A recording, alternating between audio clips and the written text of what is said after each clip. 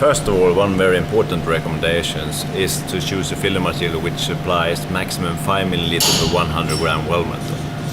And normally you can find this type of information on the package, the electrode package, or in handbooks.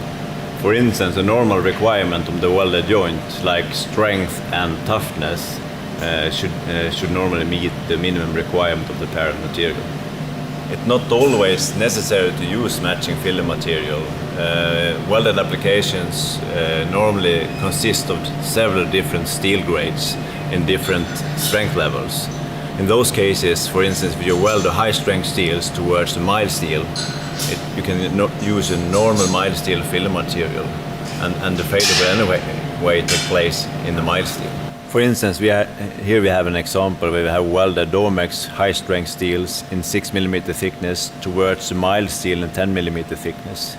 And after that we have performed the tensile test, and as you can see, even though this was welded with the mild steel filler material, the failure took place in the mild steel.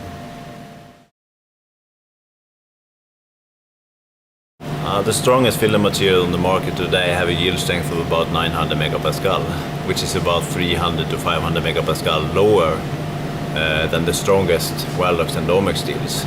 So it's extremely important to locate the welds in low stressed areas in order to utilize the full potential of these steels. What about Hardox, which is our wear resistant steel? What type of filler material do we recommend for that? For Hardox it's quite easy actually. We normally do recommend the filler materials with the maximum yield strength of 500 megapascal, just in order to minimize the risk for hydrogen cracking.